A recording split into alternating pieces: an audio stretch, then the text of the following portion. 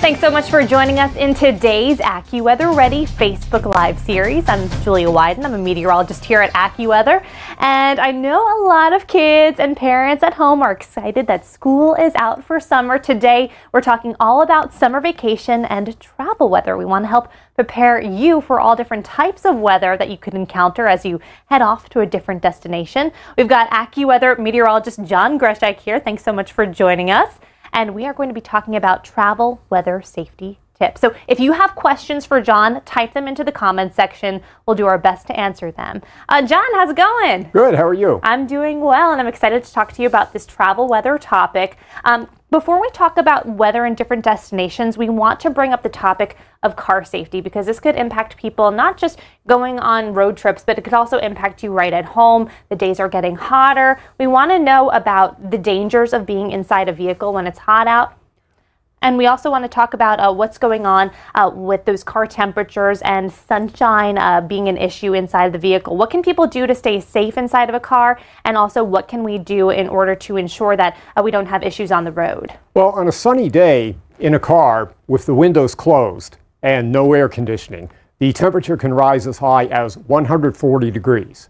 And that is can be deadly, especially if you leave a pet in a car. If you leave a child in a car, or if you yourself are just sitting in a car like that, it can be deadly. So you don't want to leave a pet or a child sitting in a car unattended like that in the sun for any length of time. Even with the windows cracked open, we found that the temperature can still hit 140 degrees. Wow. and be very deadly for the people that are inside of it.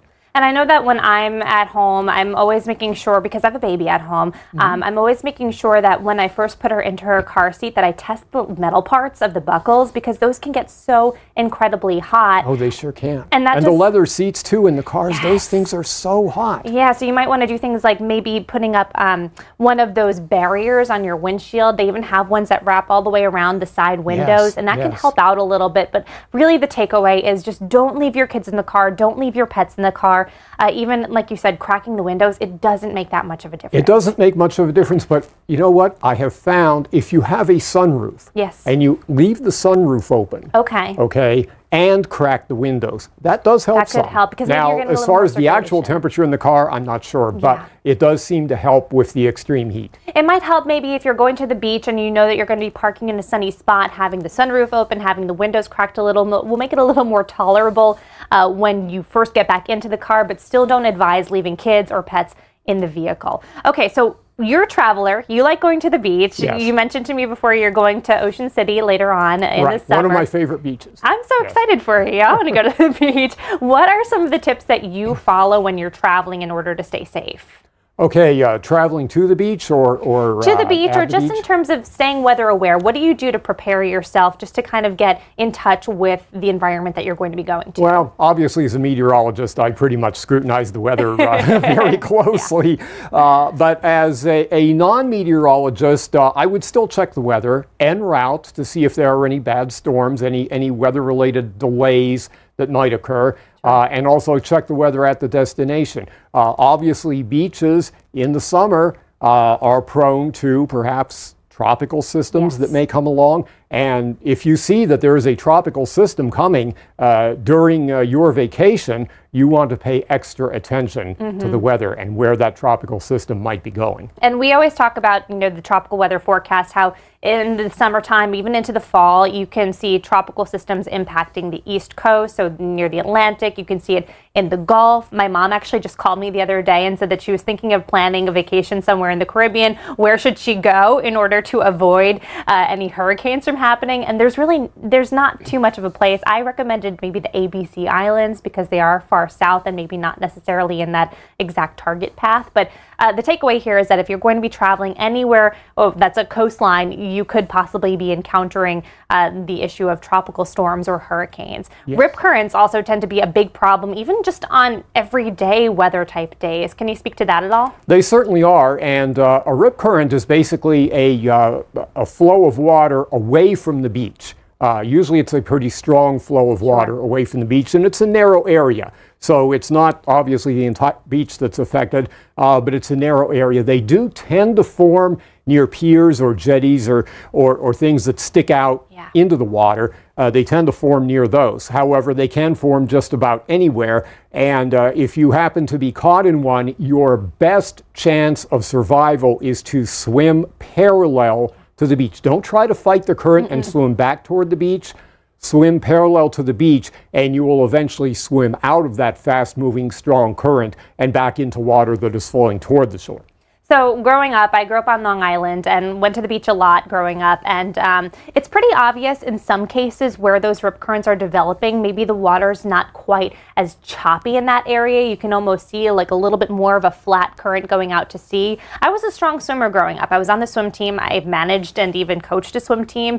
So for me, I would say, oh, I can do this, some days trying to, feel proud of myself. But it would exhaust me if you would try to fight a rip current. So what you said, swimming parallel to the shore, you can actually find where the waves are rolling back on in, and you can help that carry you back on into shore. So that's some really good advice for anyone who's maybe going to be going out to the beach. Okay, we want to talk about some different types of weather. We mentioned coastal areas, we mentioned the Caribbean, but there are some areas that are still prone to severe storms as we get on into the summer. Something that's always on my mind when I travel to a hotel, especially like a high-rise hotel, is what do you do if there's a tornado in that area or if there's severe thunderstorms? Do you have any tips for people who maybe could catch themselves up on how to prepare? Well, a couple of things. You want to know exactly where you are and what county you're in. It's important to know what county you're in. Why? Because weather warnings, tornado warnings, severe thunderstorm warnings, and the like are issued for counties or parts of counties. So you might hear a warning for such and such county and say, I don't know, am I in that county? I don't know. It's easy when you're at home. Pretty much everyone knows the county that you live in, but when you're most traveling, people do, yes. That's really an important piece of It is important. advice. So it's something you can check on. One of the things you do when you check into the hotel, ask what county it is, if you're expecting severe weather. Okay. And then just keep up to date on the weather, especially if it's a situation which is going to lend itself to severe storms. Keep up to date, keep your app up to date, let your app know where you are. Yes. Okay, it's very important that your weather app knows where you are. A lot of people don't like their phone knowing where they are or other apps knowing where they are, but when it comes to weather, that's really the only way that the forecast and the warnings and so forth can be focused to your location. And everyone at home watching with your smartphone and you have the AccuWeather app, what you can do there is you can actually manually enter in your location. I know I do that when I'm traveling, whether I'm going to the beach or if I'm going up into maybe more of a mountainous region even, I'll plug in the exact town that I'm in and I get the alerts and I get the forecast for those areas. So that's really great. If you have the AccuWeather app, know that you can do that. And if you don't have it yet, download it now.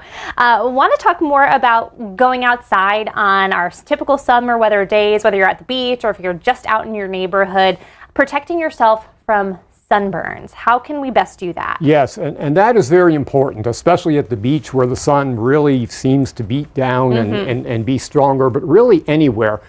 Use sunscreen, okay? The higher the SPF protection, the better. Use fresh sunscreen, okay? If you're still using sunscreen from the last time you went to the beach, from what was it, 5 years ago or something like that, it may not work anymore, okay? So check the date, make sure you use fresh sunscreen. That's something that I've always found helps a little bit. Reapply every few hours, okay? And if you go in the water, come back out, then reapply anyway, because even though it says it's waterproof, it can still wash off. Yep. You want to use that sunscreen because sunburn is painful. It's painful. Yes. And it could also possibly be damaging down the road. It can, yes. We hear a lot about skin cancer. We want to protect from that. When I was in summer camp growing up, they had a phrase that has really stuck with me, and it was, don't be shy to reapply. I would cover myself in sunscreen because I have very fair skin and a family history of skin cancer. So that is something that's important to me. I have a little baby now. She's only 9 months old. Something that I've learned from just being a new mom is that babies younger than 6 months old typically shouldn't have sunscreen on them. And of course, as we're into these summer months, people want to go outside. So that might mean putting your young baby in long sleeve shirts. They make specific type of shirts that babies can wear that are, they kind of have like a built-in SPF into them, putting the baby in hats, doing everything you can to keep that baby shaded because you can't put on the sunscreen because it might actually cause a skin irritation for some newborns.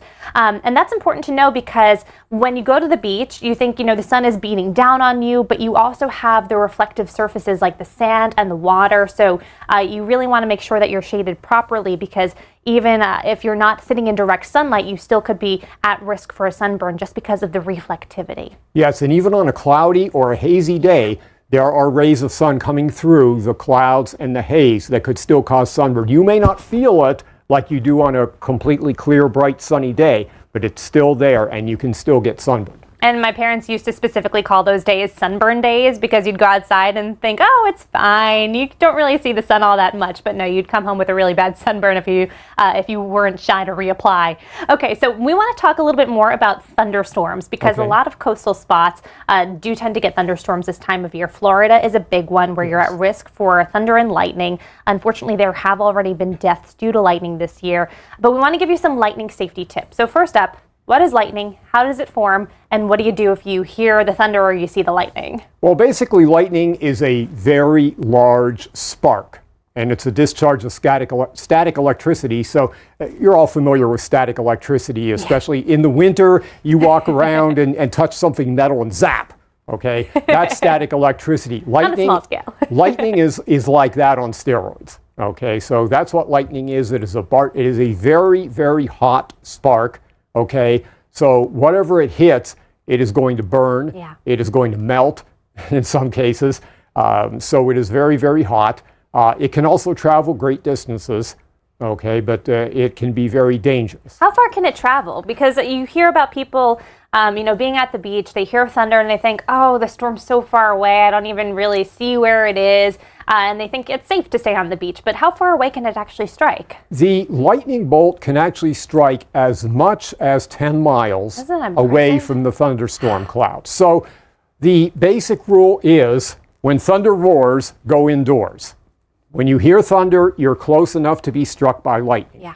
So it is best to go indoors, and that's why if you're at a public swimming pool or something like that, and the lifeguard hears thunder, they're going to chase everybody out of the water. They usually kind of get that long blast on the whistle. Just for anyone who's going to the pool or to the beach in the upcoming days, I used to be a lifeguard, and you know, a couple short blasts were usually like, hey, stop running, stop horsing around. But if you hear that one really long blast of the whistle, that's the lifeguard telling you, okay, you need to get out of the water, you have to get to a safe place. It could be due to lightning, it could be due to something else that's maybe causing a risk, but that's important to know if you are going to be at the beach. We're going to switch gears a little bit. We've been talking a lot about beach weather because you and I are both beach people, but some people prefer to go to the mountains. They like to go off to the lakes. What are some specific weather concerns in mountainous areas? Well, in mountainous areas, one of the biggest weather concerns is flash flooding, or the potential for flash flooding. And it's mainly due to the steep terrain. When you have heavy rainfall in the mountains, that water can run very quickly down the steep terrain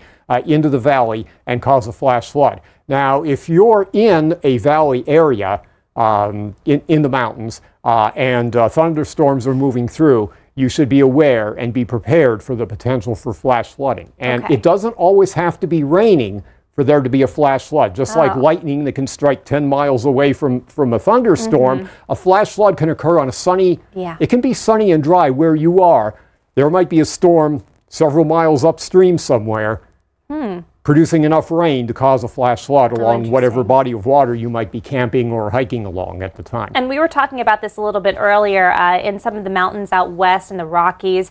We are watching for potential for rain coming up in these next few days and tropical moisture from bud. So this is something that people who are traveling in the near term should really listen up to because it could pose a problem in the next few days. And certainly, and another issue in the mountains, which we just saw this past weekend, a strong cold front bringing unseasonably chilly temperatures and even some snow to parts of the Cascades, the Pacific Northwest, and on over into the northern Rockies in Montana. So especially during the early and late parts of the summer, it can get very cold in the mountains and do it very suddenly. It can be in the 80s one day and the 30s or 40s the next day. So you want to be aware of that possible change and have gear, have clothing to protect yourself from that colder weather if it happens. And that kind of leads us into the next topic, which is cold water shock. On a really warm day, it can be so tempting to jump into a lake, but sometimes the lake temperatures are not quite as warm as the air temperatures. And this isn't just for lakes. This can even be for coastal areas in New England. It can be out west as well.